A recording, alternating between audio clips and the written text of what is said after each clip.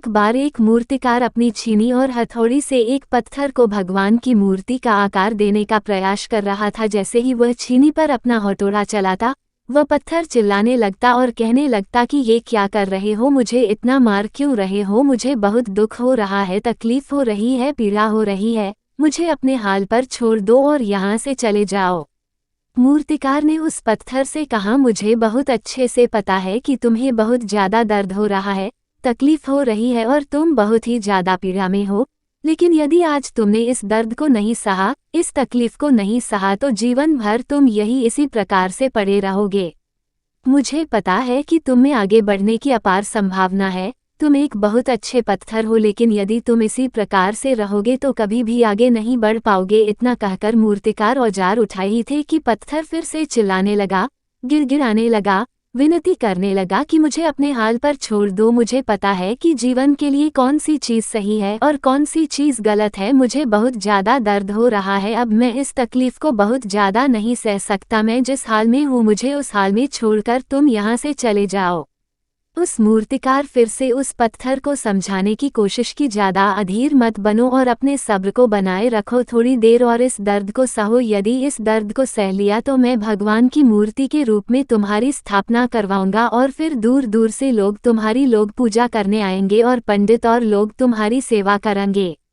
लेकिन पत्थर ने उस मूर्तिकार की एक भी बात नहीं मानी, वह चिल्लाता रहा और अपनी बात पर अड़ा रहा। मूर्तिकार में उस पत्थर को समझाने की बहुत कोशिश की, लेकिन वो पत्थर नहीं माना। अब मूर्तिकार भी थक चुका था और वो उस पत्थर को छोड़कर आगे बढ़ गया और थोड़ी ही दूर जाकर देखा कि एक और बहुत ही अच्छा पत्थर वो पड़ा हुआ है। उसने छीनी और हथौड़ी उठाए और उस पत्थर को मूर्ति बनाने के लिए वो तैयार हो गया। मूर्तिकार ने छीनी और हथौड़ी का वार दूसरे पत्थर पर जारी रखा। दूसरे पत्थर को भी दर्द हुआ, तकलीफ उससे भी हुई, लेकिन उस पत्थर ने बर्दाश्त कर लिया और देखते ही देखते थोड़ी समय के बाद उस पत्थर ने भगवान की मूर्ति का रूप धारण कर लिया। थोड़ी दिन बाद उस मूर्ति की एक मंदिर में स्थापना हो गई। धीरे धीरे करके लोग वह पूजा पाठ करने आने लगे, लोगों की मन्नतें वहां से पूरी होने लगी और वह मंदिर बहुत ही ज़्यादा प्रसिद्ध हो गया।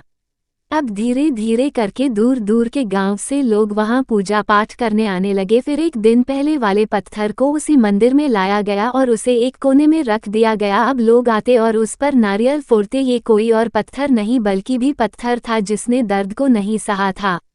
अब वो पत्थर मन ही मन बहुत ज़्यादा पछता रहा था, दुखी हो रहा था और अपने आप से कह रहा था कि काश मैंने उस दिन उस दर्द को, उस तकलीफ को सह लिया होता तो आज लोग मेरी भी पूजा करते।